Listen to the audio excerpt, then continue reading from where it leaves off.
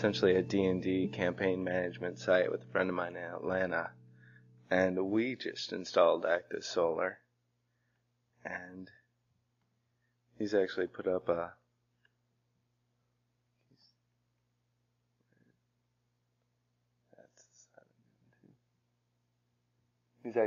blog post on all of his work that he's done on getting it installed, and also setting it up as a development and a production environment.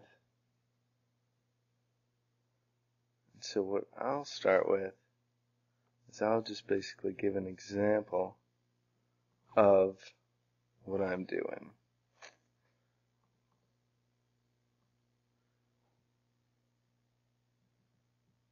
So basically, I'm doing an Ajax CSS star rating system with the ActsAsRateable plugin.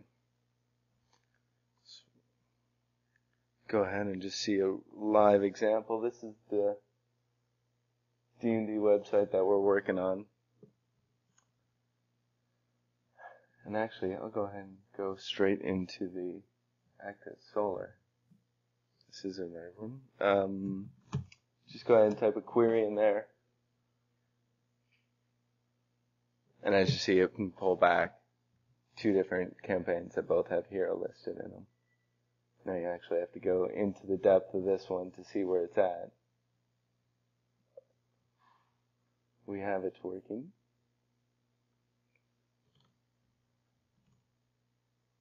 Now the interface obviously needs a lot of work to it, but we're focusing mostly on content and functionality right now. So as you see, this is essentially what my presentation is going to be on. The setting up a rating system for different items. And as you see, don't blink, it's Ajax enabled. So the rating is automatically updated as well as the stars based on the selection you pick. It does point ratings too. As you see, it does a 4.3, averaging out of 3 votes. That's because it's mine. It's based on a per user. One of the restrictions of ActsAsRateable is that you have to be logged in, and it has a unique user ID that it stores, so that you can only vote once. So, just go ahead and pull the code up. So basically, your first start is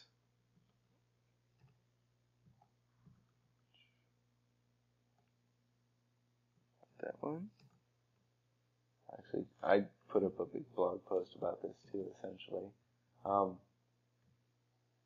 first got the idea looking at Komodo Media's blog post on how they had the star rating. As you see, it's essentially the same star. And I was looking to take it onto Ruby on Rails. Well, David Nefis had this huge blog post in himself on how to get up and running with Rails. But I ran into a lot of issues with it. A lot of the Ajax stuff I couldn't even get to work. It wasn't extensible. It only accepted one type of object, and there's a few other little things that weren't quite right with it. So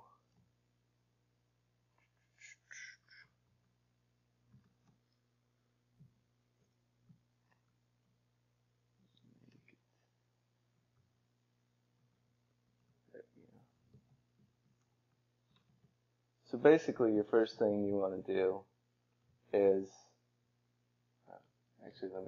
there I list all the issues that I had with his posting and what I was going to fix. So basically, start off, you just install the plugin. Now we tend to use the vendor drops, which would be an export, and set it into a repository so that way you can make modifications to the plugin. And if they update the plugin, you can merge your patches with their fixes.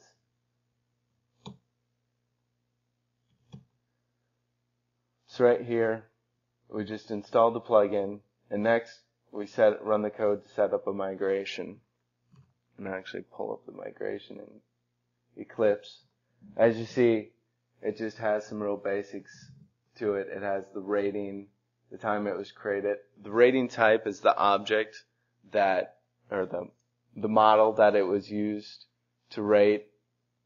The rateable ID is the ID of that model, and then obviously the user ID that rated it.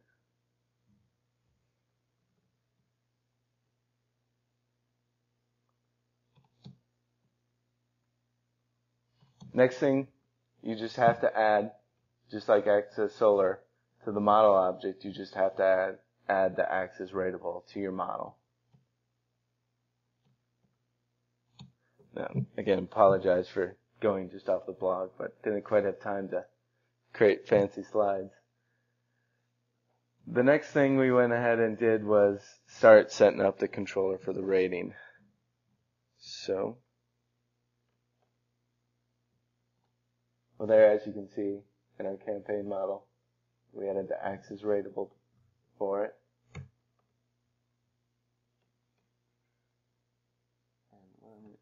Here is the controller that we created.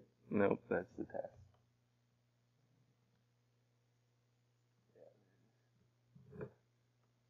Here is the controller that we can create it for our ratings. Now, as you notice, there's a couple before filter things, and I'll get into those real quick. This one right here, the before filter login required, that calls a function. We also use the ActsAsAuthenticated plugin. And so this right here will check to make sure that the user is logged in before it does anything. The problem with that is it won't check if it's Ajax. So we had to actually make a patch for the ActsAsAuthenticated plugin as well in order to get this to work with Ajax. And I'll get to that here in a second. The second item was the get class by name. As I mentioned before, one of the problems we were having with David Neffis's code was that it wasn't extensible to other models. More specifically, if you subclass. So if you had an item that was a subclass of an item, it would look at the child class, but would put the parent class into the database. So we just added this function down here, the get class by name, which essentially grabs the parent class and grabs the object of that parent class so that it knows which ones it's rating, because that's how the ActsAsRateable plugin stores it in its database. So once that's all figured out, here we got the base class as received by this function, and then we find that specific one to get the object that's rateable. Then we want to check to see if that user has rated this object before. If he has, we're just going to delete that rating, and then we're going to add in the new rating. And so as you see, it adds in the rating, which is parameter, and then the user ID. The next part is where we're bringing in the RJS to do basically an Ajax update for the star and the rating with the number of people that have voted on it. Next, I'll show you. Since we're doing it in Ajax, we're just creating a partial. So we want to be able to call just a partial for every single item we had listed on the page. You guys read that okay? How big is the font?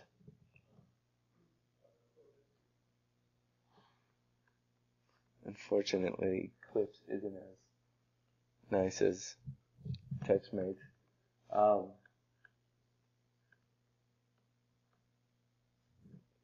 want to get into that?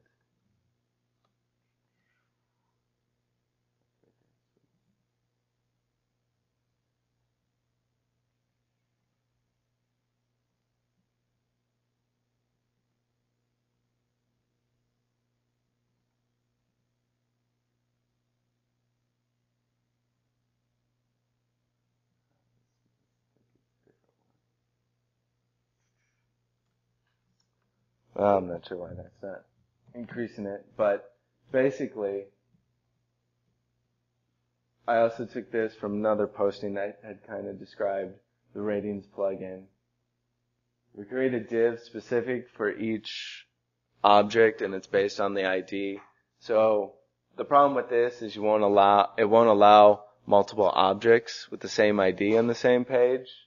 So we're going to kind of expand it eventually so we can have different campaigns and characters and items and everything on one page. But for now, it's just you have one specific type per page. And then basically it just iterates through a 1 to 5, and it has a list item for each star. And then based on the current rating, it just determines how far to bring across the star. Next thing we did, just simply add that partial to the list view, and then just pass the object as a local variable. In this case, we call it the asset. And then there should be some fancy CSS. It's not too big. It is cross-browser. The first iterance of it wasn't cross-browser, the Komodo media, but then they came out with an update to it, so that helped us a lot. And then finally, obviously, it wouldn't be Rails without test cases. So first, we set up a test case with a user that's logged in, and set a rating for the first item with a rating of 5, and then confirm that the rating was set.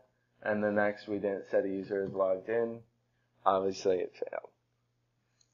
Obviously, we need to add more ratings to it, but that is what we're working on. Now, finally, the last thing that we had to do for the Access Authenticated was add these 3 lines right here. As you see, there's an accepts HTML and a accepts XML. It used to be that the convention was kind of check if request was .xjs, I believe it was, question mark. But now they started doing this format where they do a .js. And in that case, basically it's very similar to this line right here for the HTML, except you don't store the location, because if you store the location, it's going to store the location for the partial you're calling.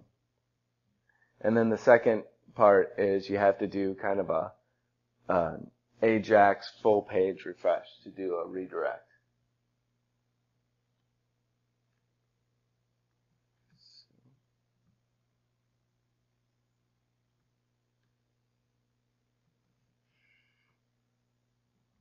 So I'll just go ahead and just a test environment right here.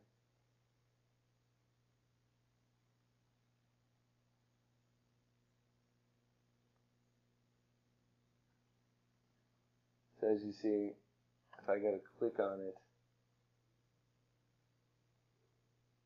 it takes you to the login page instead of giving a rating. Now what I need to figure out now is how after you've clicked on it and you log in, if it will automatically update the rating. Currently you have to come back, rate it again.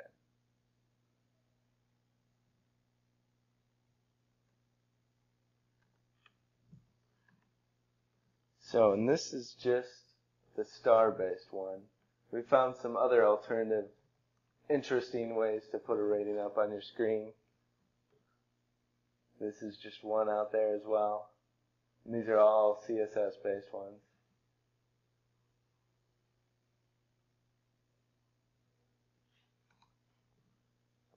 That's what we have out working in the wild. Anybody have any questions?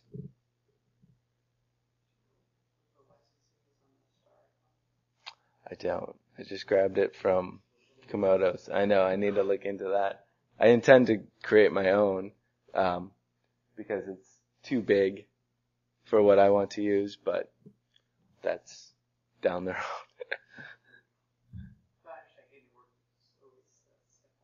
Yeah. And I just got it working like Monday.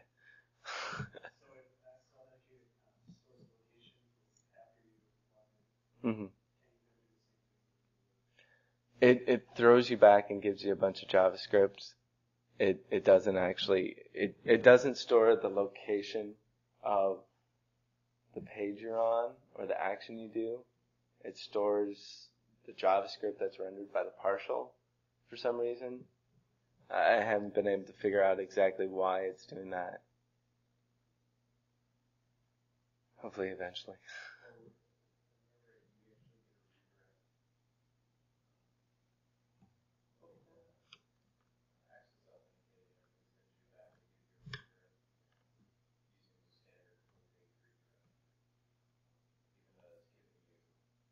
Yeah. See, their store location just gives the requesting URI. And so I'm wondering if I don't have to store the previous page somehow. Still kind of working that out.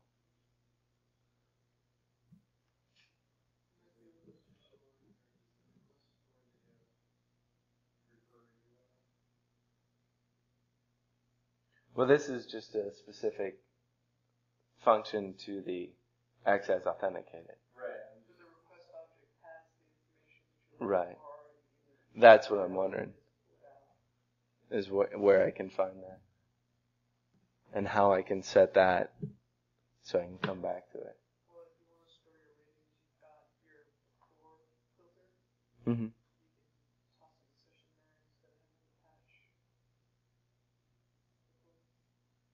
Yeah, that's true. We could have also just put it right there.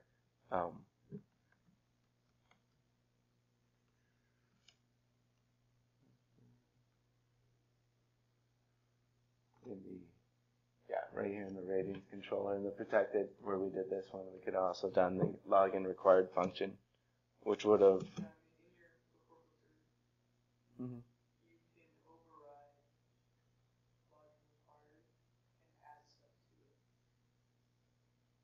Right, by creating another function down below. Yeah. Yeah, that's what I initially done, but since I had already had most of the stuff there, just 2 lines, 3 lines missing, I threw it in there for now.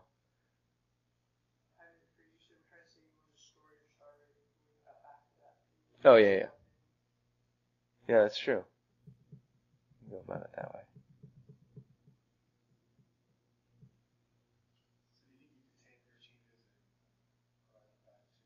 Mm-hmm. Yeah, I've actually created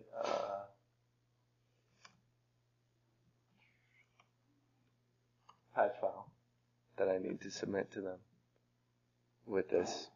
If they want it, they can have it. If not,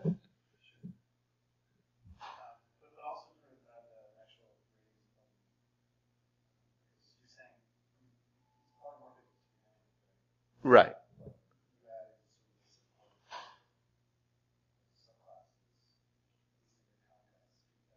Mm-hmm. It was more kind of an issue of figuring out how to do it with subclasses than a problem with the plugin, because the plugin came right. The only real issue with the plugins we had was the ActsAsRateable one and Ajax. So.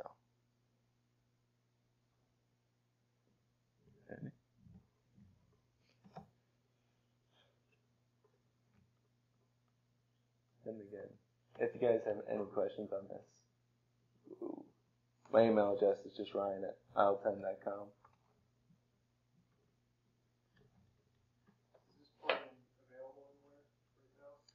ActsAsRateable? Mm-hmm. Yeah. It's just a publicly available plugin, just like Access Solar or any other one. This is just the customizations we did to get it to work. Just installing it and getting it with the CSS and the Ajax and star rating.